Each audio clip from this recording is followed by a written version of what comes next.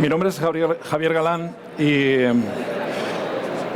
tengo encomendado en los próximos minutos abordar un tema que el título definitivo que he visto que ponía, pues me parece casi inalcanzable, ¿no? Es cómo salvar la vida a nuestros clientes. Bueno, si yo supiera eso, pues a lo mejor no estaba aquí.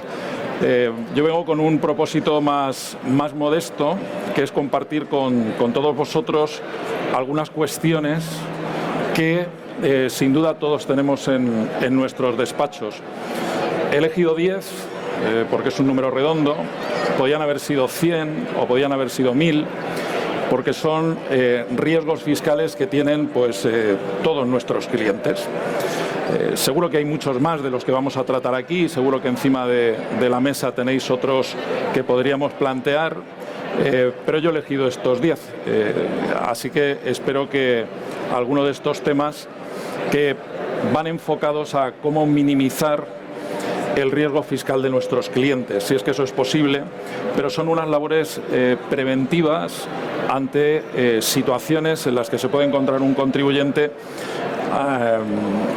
cuando tiene relación con la administración tributaria, ¿no? Así que bueno, vamos a empezar. No sé si está permitido o si es posible, yo no digo especialmente bien desde aquí, que si alguien tiene alguna pregunta la haga, pero en principio yo voy a ir hablando y si hay alguna cuestión ya me diréis. Hemos dividido esta sesión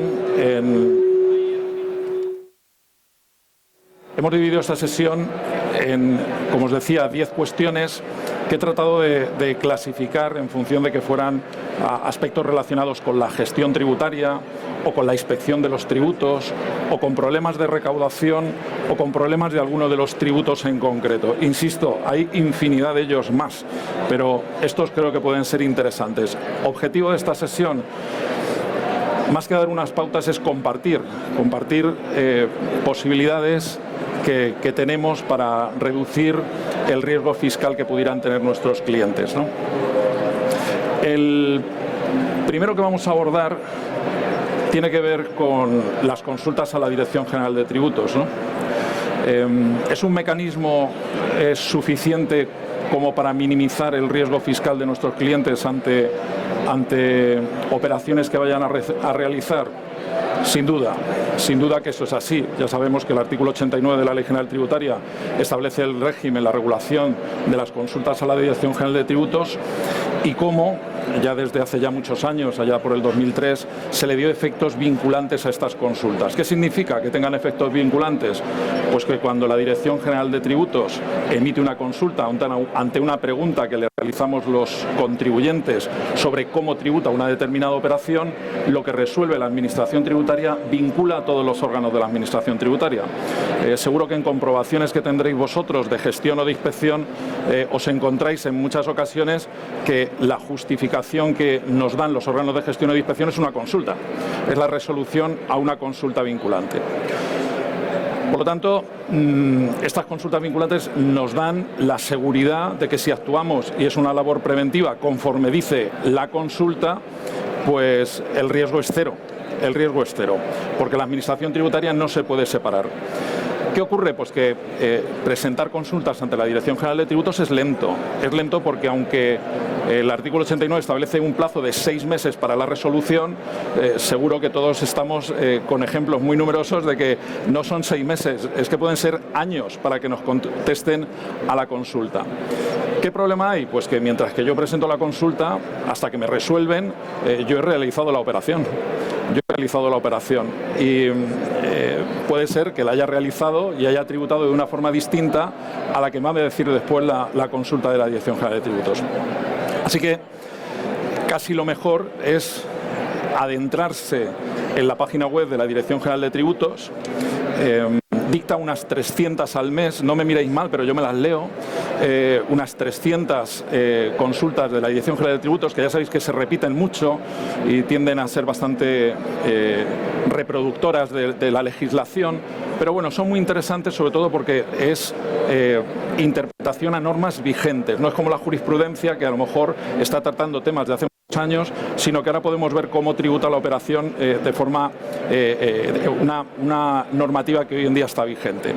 Así que, sin perjuicio de que podamos hacer consultas, seguramente que todos nuestros problemas están ya respondidos en una consulta de la Dirección General de Tributos que podemos encontrar con relativa facilidad. Y eso es un puerto seguro porque nos dirá cómo tenemos que tributar. Si nos apartamos de lo que dice la consulta, pues tenemos un riesgo. Si la resolución a la consulta no nos satisface, no la podemos recurrir. Lo que sí podemos recurrir es la liquidación que nos practiquen al amparo de una consulta que nosotros no hemos seguido. Pero yo sí animo a que las consultas, que muchas veces no compartimos lo que dice la Dirección General de Tributos, porque en el fondo es parte, es Ministerio de Hacienda, sí que nos da la tranquilidad de saber cuál es la opinión de la agencia tributaria a la hora de decidir y de planificar. En los últimos tiempos también habréis comprobado que, aparte de las consultas, han proliferado las notas. Y esto de las notas, bueno, el artículo 12.3 de la Ley General Tributaria habla de las disposiciones interpretativas que dicta la agencia tributaria. Esto es que ni siquiera son normas reglamentarias las que habla, disposiciones interpretativas, pero se han reducido muchas veces a meras notas.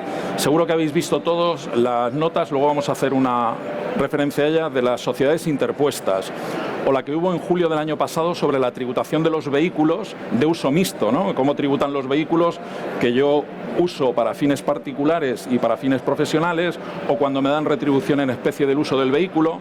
Bueno, pues esa nota es un recopilatorio, y yo suelo decir que es un aviso a navegantes, porque cuando la Administración Tributaria nos manda una nota, y hay muchos, las tenemos todas en la web de la agencia tributaria, es un aviso a navegantes. Cuando nos están diciendo cómo entiende la Administración que tributan los vehículos, es que las comprobaciones nos van a mirar por ahí. O cuando empezaron a hablar de las sociedades interpuestas o de las sociedades que tenían inmuebles dentro que disfrutaban los socios. Es un aviso a navegantes. Estas notas son muy útiles porque además recogen sobre la materia que tratan toda la doctrina de la Dirección General de Tributos y también la jurisprudencia. Insisto, son muchas veces aviso a navegantes de lo que va a ocurrir en actuaciones de comprobación. Por lo tanto, la verdad es que no tengo nada que recomendaros, todos nos dedicamos a esto, casi es compartir, ¿no? Compartir lo que seguramente todos pensemos. La primera es la utilidad de mirar las consultas de la Dirección General de Tributos. Bien, la segunda, que tiene que ver también con la gestión tributaria, es el nuevo sistema que tenemos para la tributación de operaciones inmobiliarias a través del llamado valor de referencia. Pues seguramente todos los que estamos aquí hemos recibido nuestra o de un cliente una comprobación de valores. No digo que vaya a estar en desuso, pero va a haber menos. ¿Por qué? Pues porque, como todos sabemos, desde enero del año 2022 se introdujo un nuevo valor de referencia, un nuevo valor que dicta el catastro, que no es el valor catastral, sino el valor de referencia, que pasa a sustituir a las valoraciones que antes hacían las comunidades autónomas sobre el valor de los inmuebles y que se convertían en un valor mínimo sobre el que había que liquidar, pues básicamente el ITP y el impuesto de sucesiones. Bueno, desaparecido en el 1 de enero de 2022, o mejor dicho, aparecido este valor de referencia, pues se ha introducido un sistema ciertamente perverso. Es un sistema perverso. ¿Qué ocurría antes? Pues antes nosotros comprábamos una casa, nuestro cliente compraba una casa y autoliquidábamos sobre el valor de compra. ¿Que la comunidad autónoma decía que el valor era superior? Pues te hacían una comprobación de valores, pero tú estabas a la espera de la actuación de la Administración. Y ya cuando recibías la liquidación de la comprobación de valores, pues te oponías o por el recurso o por la tasación pericial contradictoria. Pero estábamos a la espera. Nosotros autoliquidábamos sobre lo que considerábamos que era el valor real, ¿no? Valor real o valor de mercado. Pero ahora no. Desde el 1 de enero de 2022 hay un valor mínimo que es el valor de referencia, que por cierto está por encima, en la mayor parte de los casos, de los antiguos valores de las comunidades autónomas. Entonces, ¿qué riesgo tenemos aquí? Pues el riesgo no es ser previsores. El riesgo es que si yo ahora compro una casa, yo tengo que autoliquidar sobre el valor de referencia como valor mínimo, que además hay que recogerlo en las escrituras, se tiene que protocolizar. Y si no estoy de acuerdo con ese valor al que me obligan a tributar a ese valor, tengo que pedir una rectificación de autoliquidación en el plazo de 4 años. ¿Y qué riesgo puedo tener yo ahí? Pues que como tengo 4 años, pues a lo mejor dejo pasar 2. Y en estos 2 años puede ser que el inmueble se parezca al que yo compré poco, porque he ejecutado obras. Entonces, cuando yo compro un inmueble, casi estoy obligado a que si el valor de referencia es un valor que considero que está muy por encima del valor de mercado, debo ser previsor y hacer pues un reportaje fotográfico con justificación notarial, cuando no un informe pericial que luego voy a tener que utilizar en la rectificación de autoliquidación. Porque si no lo hacemos cuando compramos y ejecutamos obras, la situación del inmueble no se va a parecer en nada, y eso ya no hay manera de rectificarlo y de llevarlo atrás. Así que este sistema nos obliga a autoliquidar sobre el valor que dice Catastro, y si consideramos que no es el real, me toca a mí, no a la Administración en una comprobación de valores, sino a mí pagar sobre lo que dice Hacienda y rectificar la autoliquidación acreditando con informes periciales que el valor de mercado es un valor inferior. Insisto en que debemos tener la prueba en el momento que adquirimos, porque si vamos a ejecutar obras no vamos a tener manera de probar el estado del inmueble cuando lo compré. Tercero, procedimiento inspector. Bueno, pues riesgos todos, ¿no? De todos los sistemas de comprobación que tiene la Administración tributaria, pues los procedimientos de gestión pues son unos procedimientos más livianos, de duración más reducida, 6 meses como mucho. Los órganos de gestión tienen unas competencias muy limitadas, pues en verificación de datos no pueden comprobar actividades económicas, en comprobación limitada no nos pueden pedir la contabilidad, pero en la inspección nos pueden pedir todo, ¿no? Todo, nos pueden pedir todo. Entonces, cuando iniciamos un procedimiento de inspector, ¿qué cautelas debo tener? Bueno, debo tener muchas cautelas. Desde luego, que el contribuyente no vaya solo al procedimiento de inspección, porque desconoce lo que debe o no debe decir. Debe ir siempre tutelado por alguno de nosotros, entiendo, ¿no? Pero dentro del procedimiento inspector se generan situaciones que hay que ver con mucho cuidado. Por ejemplo, la entrada en domicilio por los órganos de inspección. Seguro que todos recordamos actuaciones de los órganos de inspección que hemos tenido en los últimos años, en los que primero iniciaban el procedimiento inspector con una entrada en el domicilio de la empresa. Ya sabéis que tanto el domicilio nuestro como el domicilio de la empresa está constitucionalmente protegido y solo puede entrar la Administración tributaria con autorización judicial. En los que no están constitucionalmente protegidos, almacenes u otras dependencias donde no se lleva la gestión de la empresa, es suficiente la autorización del delegado de Hacienda, ¿no? Entonces, ¿cuál es el problema que hemos tenido los últimos años? En que se pedía la autorización al juez antes de iniciarse el procedimiento, de tal manera que el procedimiento se iniciaba con la inspección con 2 papeles. En uno de ellos la autorización de entrada y en otro de ellos la comunicación de inicio. Esa entrada sorpresiva pues hacía que pudieran recabar o sacar copia de ordenadores o recabar documentación que el contribuyente pues le pillaba pues totalmente de sorpresa. Eso fue anulado por el Tribunal Supremo, esa posibilidad, y luego ha habido un cambio normativo que vuelve a permitirlo con limitaciones, ¿no? ¿Qué cuestiones tenemos que ver en el procedimiento inspector? Aparte de este que decíamos, bueno, tenemos muchos, pero yo llamaría mucho la atención sobre la duración del procedimiento inspector. Los que ya tenemos cierta edad, recordamos que hubo un tiempo en que el procedimiento inspector no tenía plazo. La inspección entraba y podía estar allí años, pues iba al bautizo, a la comunión, a la boda, iba a todo porque convivía con el contribuyente. Afortunadamente se limitó a un plazo de 12 más 12 que se quitó y ahora tenemos un plazo de 18 meses que pueden ser 27, ampliable en determinadas circunstancias. Pero lo mejor es el efecto de la superación del plazo del procedimiento inspector nos puede llevar a la prescripción. Cuando la Administración excede, vamos a pensar en ese plazo de 18 meses, implica que todo lo anterior dejó de tener efectos interruptivos de la prescripción y que podemos ganar la prescripción. Con lo cual, es una de las cautelas que debemos tener dentro del procedimiento inspector, ¿no? Siempre analizar la duración y la prescripción.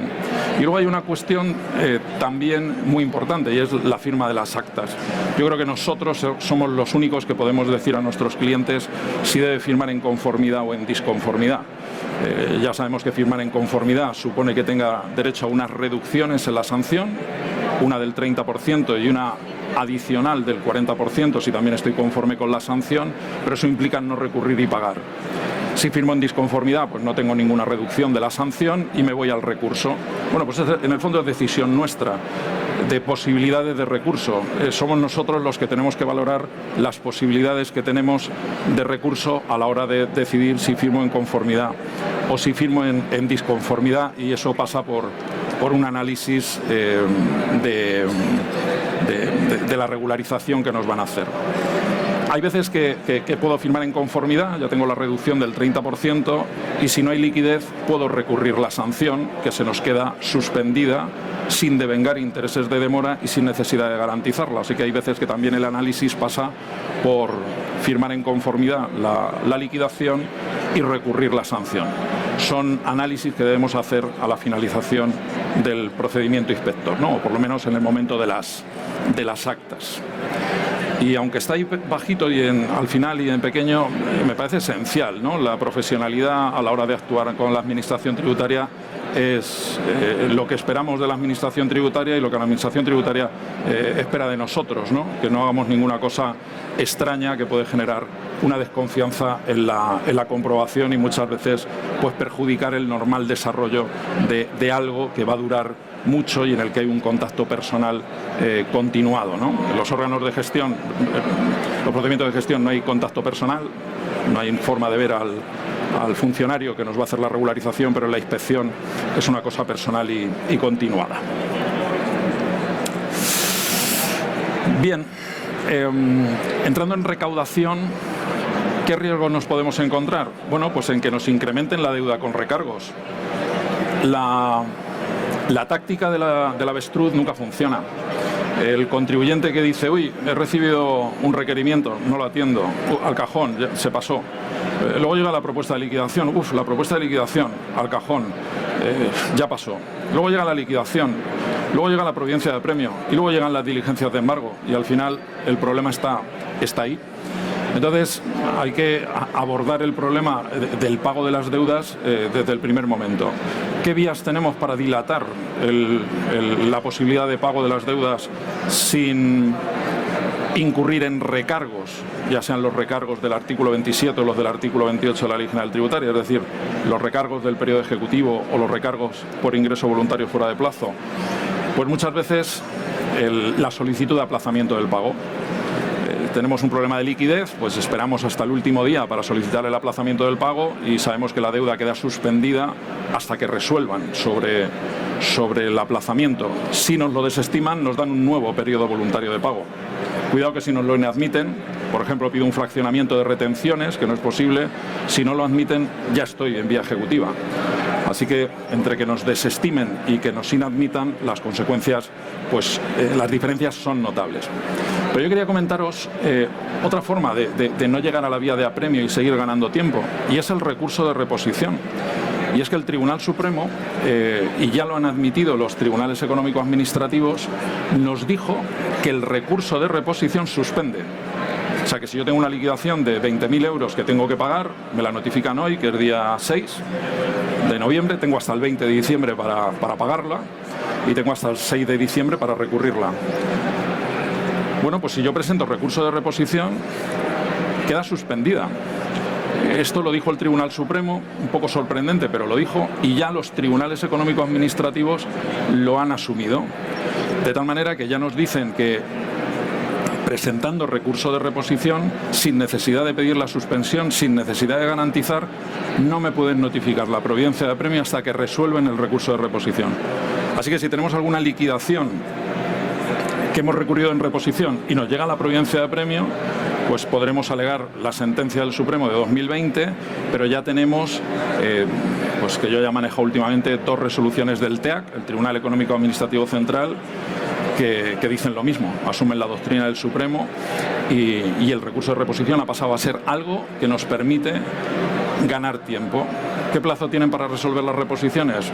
1 mes, pero normalmente tardan más.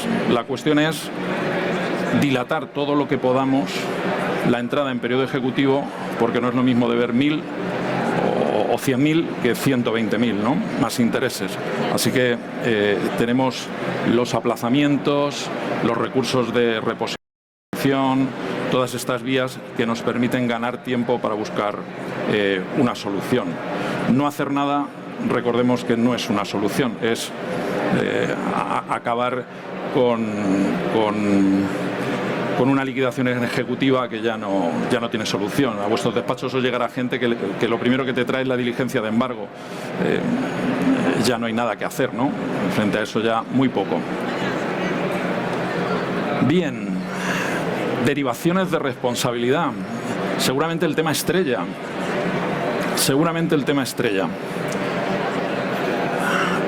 Preguntaría, que no lo voy a hacer, ¿cuántas derivaciones de responsabilidad tenéis encima de la mesa? Se ha convertido en la forma de cobro de las deudas tributarias por la Administración. Yo la verdad es que esto le dediqué un tiempo importante de mi vida académica y ha seguido en constante evolución. ¿Qué es la derivación de responsabilidad? Pues las deudas que tiene una entidad, una empresa, una persona física con la Administración tributaria, si no las paga se le puede exigir a otras. Fijaos, ¿no? Los privilegios de la Administración. Si yo le debo dinero a alguien, más vale que se lo pague yo, porque no puede ese alguien buscar a otra persona que pague por mí, salvo que hubiera una balista, ¿no? Pero una balista se coloca ahí de forma voluntaria. Aquí no. Los supuestos de responsabilidad, que tenemos muchísimos en la Ley General Tributaria, los indica el legislador, los indica la ley. Por ejemplo, son responsables subsidiarios de las deudas de una sociedad sus administradores. Y yo no puedo decir, no, mire, de mí déjeme, yo no quiero ser... No, es que el 43.1a de la Ley General Tributaria dice que los administradores de sociedades son responsables de las deudas tributarias de la sociedad cuando las sociedades cometan infracciones. Y no hay donde elegir. Ahí os he apuntado algunos de los supuestos de responsabilidad que establece la Ley General Tributaria y que por un tema de tiempo no me voy a parar en ellos. Sí recordar que hay 2 supuestos, los de responsabilidad solidaria y subsidiaria, que es un riesgo notable para los contribuyentes el que puedan hacerse responsables de las deudas de un tercero y que lo tenemos que mirar con cuidado. Vamos a mencionar algunos. Os decía que hay 2 grandes grupos de responsabilidad, solidaria y subsidiaria. ¿Y qué diferencia una de otra? Pues el momento en que Hacienda se puede dirigir a ellos, nada más. Hacienda se puede dirigir a los responsables solidarios cuando el deudor principal no paga en su periodo voluntario. Y a los subsidiarios, bueno, esos están un poco más protegidos porque primero hay que declarar fallido al deudor principal y si hubiera responsables solidarios antes de ir a por el responsable subsidiario. Por un problema de tiempo vamos a poner solo 2 ejemplos, uno de cada. En los responsables solidarios voy a mencionar uno muy habitual, la responsabilidad del que colabora con otro en evitar que le embarguen. Pues, por ejemplo, yo tengo deudas con Hacienda y entonces lo que hago es que mi único bien localizable es mi casa y se la dono a mis hijos. Esto es una actitud muy reconocible, pero de corto recorrido, ¿no? Porque incurro en el supuesto del 42.2 de la Ley General Tributaria y mis hijos se convierten en responsables solidarios porque ellos han colaborado conmigo en evitar que me embarguen un inmueble. ¿Vale? O hago lo mismo con un amigo, con una venta ficticia en el que vendo, pero le dejo el precio aplazado. Y, yo ya no tengo nada, sí, pero ha habido una persona que ha colaborado contigo en distraer bienes, en que desaparezcan bienes y que no te puedan embargar. Tendríamos infinidad de ejemplos en los que unas personas o entidades colaboran con otras para evitar los embargos. Bien, pues es fácilmente la trazabilidad es fácil, ¿no? Con los inmuebles, que es lo que se suele embargar con más frecuencia cuando las deudas son importantes, y es fácilmente localizable el responsable. Aquí yo os diría, como mecanismo de evitar el riesgo, bueno, primero que no se hagan cosas raras, claro, de este tipo, pero miraría la prescripción. El Tribunal Supremo ha dicho una cosa que es muy importante, y es, a ver, como lo que dice la Ley General Tributaria es que las actuaciones, vamos a pensar en el ejemplo que yo os decía, las actuaciones de cobro frente a mí, que le debo a Hacienda, interrumpen la prescripción de todos los obligados tributarios, de tal manera que como a mí me están intentando cobrar, liquidando apremios, embargos, todo eso interrumpe la prescripción, que empieza a contar de nuevo los 4 años, de tal manera que mis hijos, cuando les derivan la responsabilidad, a lo mejor por deudas de hace 10 años, no les ha prescrito según el criterio de Hacienda, porque todo lo que han hecho conmigo interrumpió su prescripción. ¿Qué dijo el Supremo? Dijo una cosa muy importante, y es que mis hijos, bueno, no se refirió a mis hijos, se refirió a los obligados tributarios, a los responsables, se convierten en obligados tributarios cuando se les deriva, cuando se les notifica el acto de derivación de responsabilidad. ¿Y eso qué significa? Que durante ese tiempo no fueron obligados tributarios y que por lo tanto todo lo que hizo Hacienda conmigo no interrumpió su prescripción. Así que cuando ahora va por ellos, se encuentran con que si las deudas son de hace más de 4 años, no se las pueden derivar. Eso ha sido una sentencia de efecto demoledor, porque ha hecho que muchas derivaciones de responsabilidad, cuando se le notifica al obligado tributario, se encuentran con que están prescritos, Ahora se está viendo si aplicamos lo mismo en la responsabilidad subsidiaria, y ya no es que lo diga el Supremo, es que lo están diciendo los económicos administrativos regionales. Yo ya tengo varias estimadas por este motivo. Así que una manera de minimizar el riesgo de nuestros clientes, primero, es no hacer cosas extrañas que les pueda suponer una derivación de responsabilidad, pero luego hay otras que es, una vez que el daño ya está hecho y llega a la derivación, miremos la prescripción. Una segunda que comento también es la responsabilidad que tiene el sucesor de una empresa. Así dicho, pues simplemente significa que si yo tengo una empresa y se la vendo a Javier, pues él va a asumir las deudas tributarias que yo tuviera pendientes. Salvo que yo le dé un certificado de estar al corriente de mis deudas tributarias, el que me compra una empresa se convierte en sucesor. ¿Eso tiene algún sentido? Pues así visto no, porque si alguien viene, me compra mi empresa, va a hacer que no se destruyan puestos de trabajo, que continúe la actividad económica, porque le voy a hacer responsable de esas deudas. Pero Hacienda no está pensando en eso, ¿no? ¿En qué está pensando Hacienda? Hacienda está pensando que yo tengo una sociedad, bueno, Hacienda no, el legislador, está pensando que yo tengo una sociedad, que esa sociedad tiene deudas, intentan cobrar a la sociedad, no pueden, al administrador no pueden, y yo lo que hago es que constituyo una nueva sociedad, a lo mejor en otra comunidad autónoma, para la misma actividad, con los mismos clientes, los mismos proveedores, la misma actividad, a veces hasta con los mismos trabajadores, y lo único que hago es que pongo de socios, si soy un poco prudente, a amigos; si ya soy totalmente imprudente, a familia, ¿no?, a mis hijos. Entonces incurres en un supuesto que estoy convencido que todos hemos visto, pero que es una responsabilidad solidaria de la nueva sociedad, porque es una sucesión de empresas. Esa es la sucesión de empresa que está persiguiendo el legislador. Bueno, ¿y cómo se entera Hacienda de que yo tengo una sociedad en otra comunidad autónoma de la que no soy socio, no soy administrador?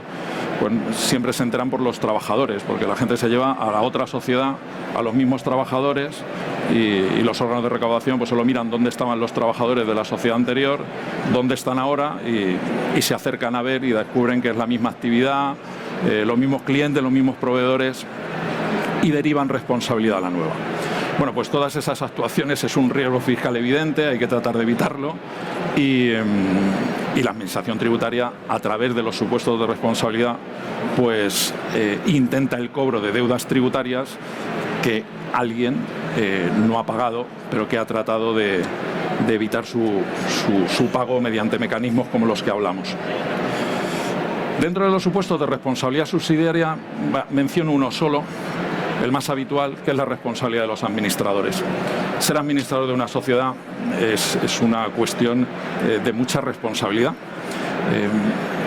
porque están derivando desde hace mucho tiempo a los administradores de sociedades cuando la sociedad no paga y la declaran fallida, insolvente.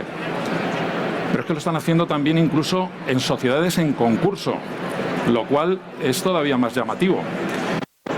Una sociedad en concurso que tiene deudas con la Administración tributaria, pues si yo tengo una sociedad en concurso, seguramente le debo al banco, que le debo a mis trabajadores, que le debo a proveedores, que le debo a Hacienda, que le debo a la Seguridad Social, y todo se sustancia en un procedimiento concursal, en el que quedan encapsuladas las deudas, salvo que haya responsabilidad del administrador en la antigua pieza sexta, ¿no? Pero todo quedaba ahí, dentro del procedimiento concursal.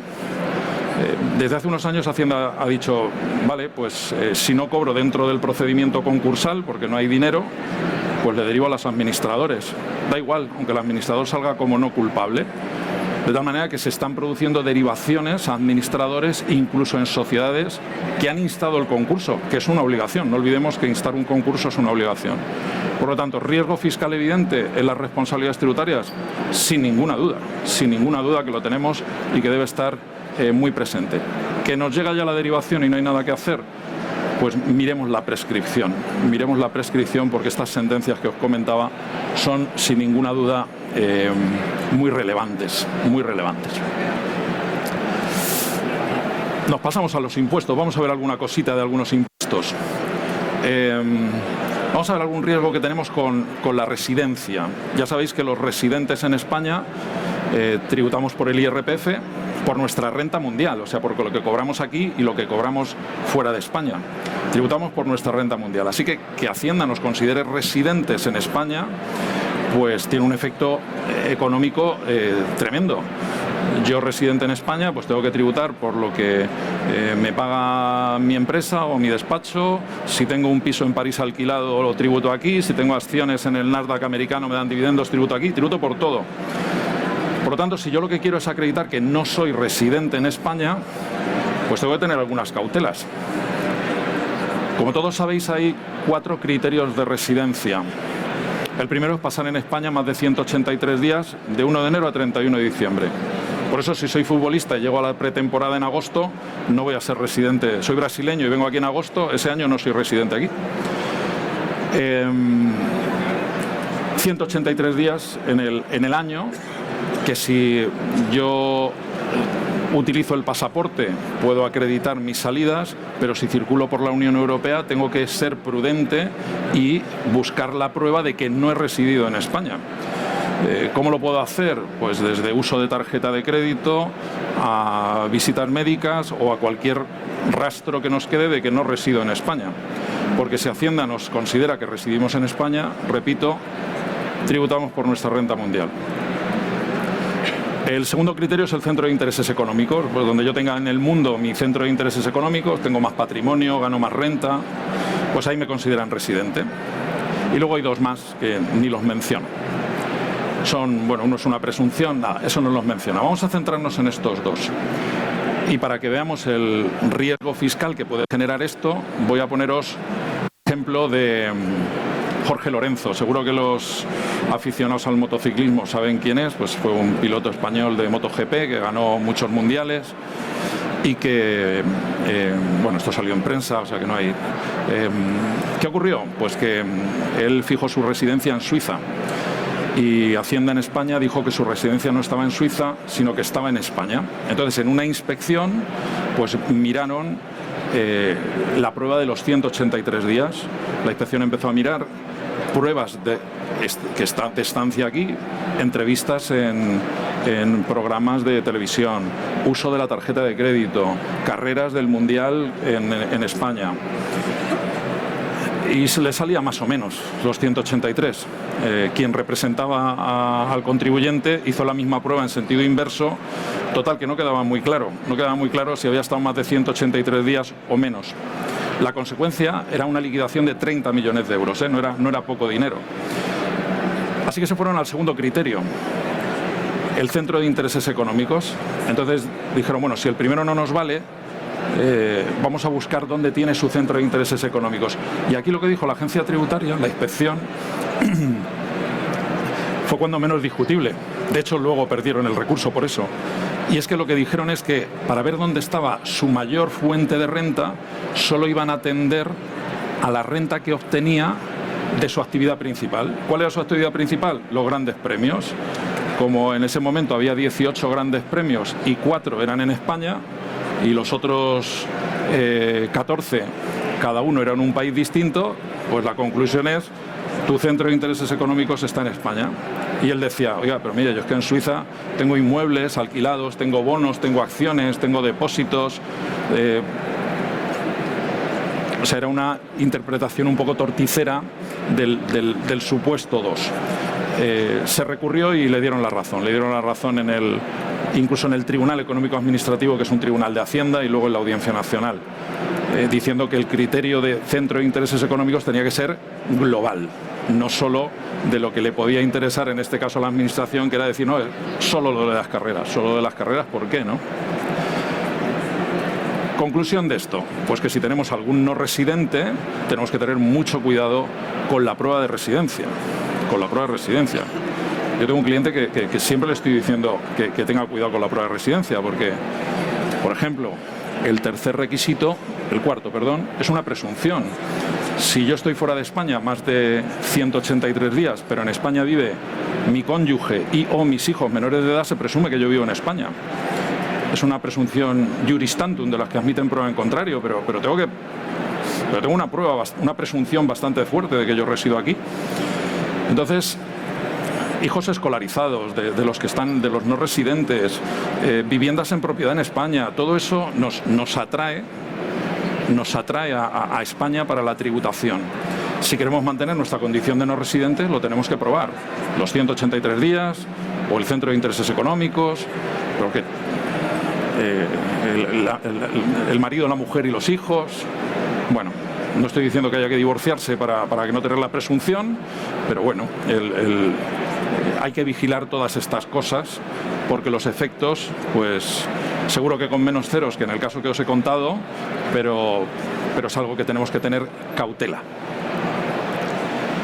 Bueno, esta la vamos a pasar muy rápido. Esto lo tenemos encima de la mesa todos los días, sobre los gastos que son deducibles y no son deducibles. Y hay algunos artículos sobre la deducibilidad de los gastos basada en consultas de tributos muy interesantes. Y luego tenemos sentencias que no hay que hacerles mucho caso, ¿no? Había una del TSJ, me parece, Cataluña, que decía que los trajes y las corbatas de los abogados eran un gasto deducible. Bueno, pues solo lo dice esa sentencia. Todo lo que puede ser de uso profesional y personal, pues no es un gasto deducible. ¿Qué nos encontramos con nuestros clientes? Pues que quieren meter como gasto deducible todo, absolutamente todo lo que está soportado en una factura. Pues aquí muchas veces toca al asesor hacer un poco de labor de expurgo, porque luego cuando hay una regularización, pues todos estos gastos la Administración Tributaria nos los quita. Sí es verdad que hemos ganado algo con el tema de la vivienda, porque ahora ya se permite, en el 29.5, me parece que es de la Ley de Renta, la posibilidad de que si la vivienda, cuidado, es en propiedad, y ahí tenemos la actividad, deducir proporcionalmente una parte de gastos. Afectamos nuestra vivienda un 20% a la actividad, pues nos podremos deducir un 20% del IBI, un 20% de la amortización, y en los suministros, pues ya sabéis, un 30% de la parte que afecta a la actividad. Lo que no podemos, aunque ahora ya el IVA también nos lo dejan deducir proporcionalmente, es si estamos de alquiler. O sea, un profesional que paga un alquiler de vivienda y trabaja en su casa, no va a poder deducir. No va a poder deducir, porque lo que te dicen es que si es alquiler de local sería un alquiler con IVA. Casi te obligaría a algo tan sumamente absurdo como que era que el arrendador te arrendase por ejemplo, un 80% sin IVA y un 20% con IVA.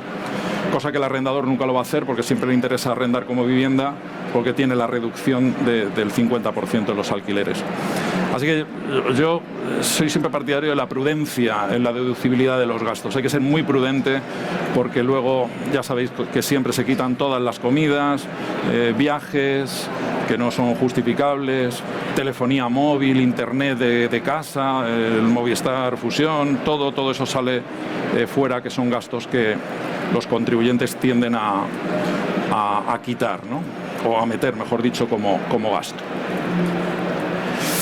Fijaos, la que tengo aquí en la 8 y la 9, no quería yo dejar de comentarlas porque están en una de esas notas que os decía yo de la agencia tributaria. Esos avisos a navegantes que os digo que muchas veces lanza la agencia tributaria diciendo cómo deben tributar o qué nichos de fraude han descubierto. Aquí vamos a hablar de el uso particular de vivienda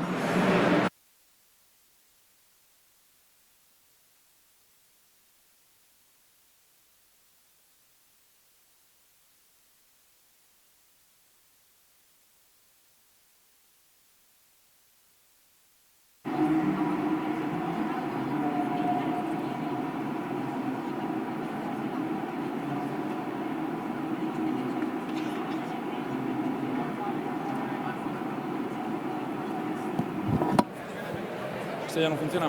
Se ha ido la radio. Se ha ido la radio. ¿Ahora me escucháis? Me iba a quedar en lo mejor. Bueno, el ejemplo lo conocemos todos, ¿no? Tenemos una sociedad que tiene un inmueble o varios inmuebles y los usamos de forma privativa, sin pagar ningún alquiler. Entonces la sociedad es propietaria de unos inmuebles que son la vivienda habitual de la familia, la casa de la playa, el coche familiar, y está todo en una sociedad.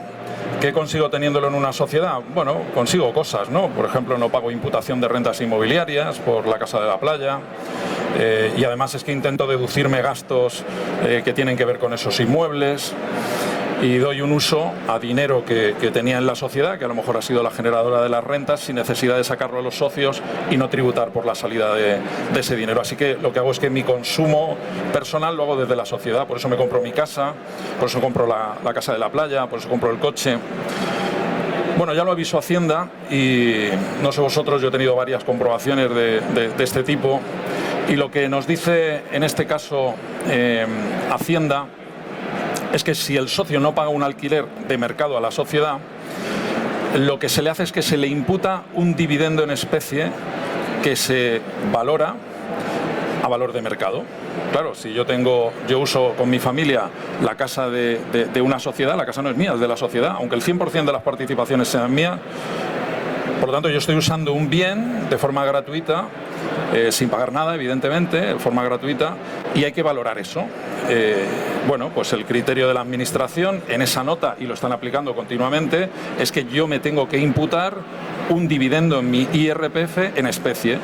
¿De qué valor? Pues de lo que costaría un alquiler de esa vivienda, ¿no? Yo creo que en esto no hay nada que decir. O sea, esto no se recurre, esto es resignación cristiana, no hay posibilidad de recurrirlo. Lo único que puedes discutir es en el procedimiento de inspección cuál es el valor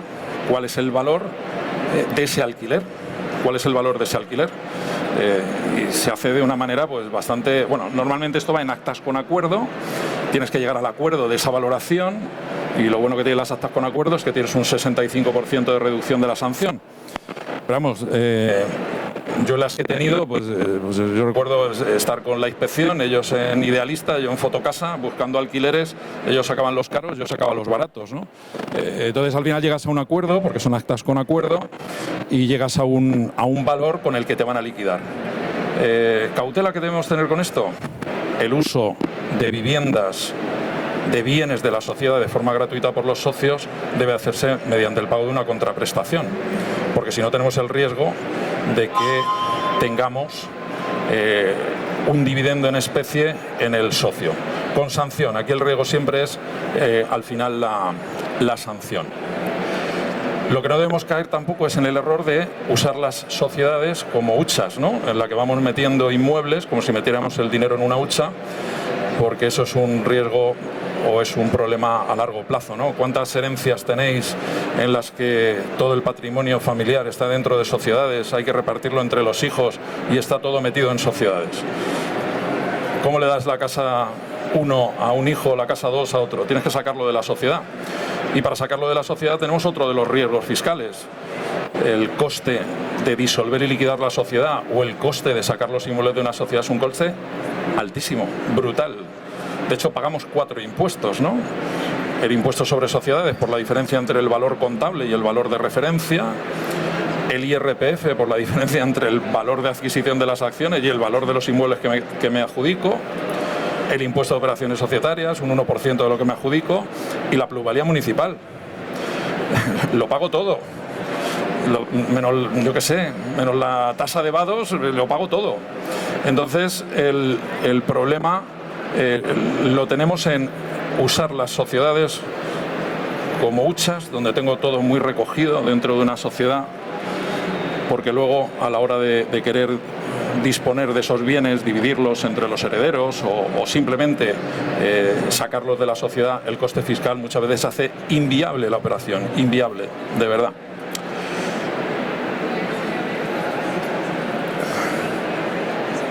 El noveno, ya estamos acabando. A ver, ¿cómo vamos de tiempo? Vamos bien. Más riesgos. El riesgo de utilizar las sociedades profesionales. Esto ya es agua pasada, ¿no? ¿Cuántos clientes teníais que realizaban una operación, una actividad profesional y facturaban a través de una sociedad? Entre muchos y muchísimos. Tendríamos clientes que eran médicos, abogados, arquitectos, fontaneros, deportistas y que facturaban a través de una sociedad. Una vez que desapareció, ¿os acordáis la antigua transparencia fiscal? Y que hubo sociedades profesionales, pues el profesional, el periodista, el que sea, facturaba por la sociedad y luego se pagaba una cantidad, lo que necesitara para vivir. De tal manera que la sociedad tributaba el 25% y a su IRPF solo llevaba la cantidad suficiente como para no irse por encima del 25%. ¿Qué dijo la inspección hace ya muchísimo tiempo? Antes de sacar esta nota de la agencia tributaria, pues primero dijo, esas sociedades interpuestas son simuladas, usted simula que presta el servicio, vamos a pensar que yo soy un artista y todo lo facturo por mi sociedad. La sociedad no tiene medios, no tiene estructura, no tiene personal, no tiene locales, porque no lo necesita, porque la actividad la desarrollo yo, la actividad soy yo. Bueno, pues si no hay medios en la sociedad, pues la regularización pasa por quito la sociedad, una especie de levantamiento del velo, y si quito la sociedad, ¿quién aparece? Pues aparece el artista, aparezco yo. De tal manera que hacen pasar a mi IRPF toda la tributación de la sociedad, ¿no? Nos quitan la tributación en la sociedad, devuelven el dinero a la sociedad, se imputa al socio y con sanción. Y de tributar al 25, pues a lo mejor me voy a tributar al 50 en mi IRPF. Bueno, pues eso es un riesgo evidente y que hay que tener muchísimo cuidado. ¿Qué tenemos? Y no lo tenemos con todas las garantías. Pues tenemos lo que se ha llamado, lo que llamamos el puerto seguro. ¿Cuál es el puerto seguro? Pues el 18.6 de la Ley del Impuesto sobre Sociedades, que dice que si yo tengo una sociedad profesional a través de la cual facturo, se admite que me lleve el 75% de la renta a mi IRPF, al marginal que nos toque, y el 25% lo dejo en la sociedad. Bueno, menos da una piedra, ¿no? Entonces, ese puerto seguro a veces no es tan seguro, pero yo lo que sí recomendaría es, desde luego, llevarnos de las sociedades profesionales al IRPF de los socios y procurar que esas sociedades tengan estructura, no sean sociedades vacías que nos puedan decir que son sociedades simuladas que lo único que hacen es hacer tributar la actividad a unos tipos más bajos, ¿no? Los del impuesto sobre sociedades. Y con esto acabamos. La décima.